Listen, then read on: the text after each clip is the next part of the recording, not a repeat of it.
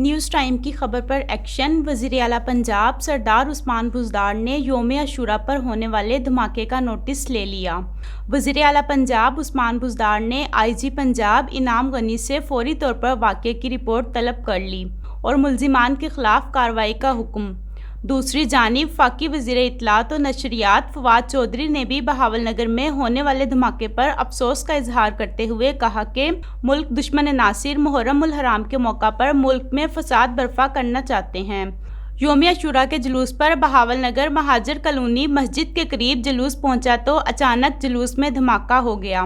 ایک بچی ماہین اور ایک شخص سلمان جاں بحق ہو گیا، جبکہ 25 سے زائد عزادار شدید زخمی ہو گئے۔ دھماکہ ہوتے ہی جلوس میں بھگدڑ مچ گئی۔ اس واقعہ کی اطلاع ملتے ہی ڈسٹرکٹ پولیس آفیسر ظفر بزدار، ڈپٹی کمشنر شفقت اللہ مشتاق اور صوبائی وزیر عشر زکوٰۃ میاں شوکت علی لالے کا موقع پر پہنچ گئے اور سیکورٹی کو ہائی الرٹ کر دیا۔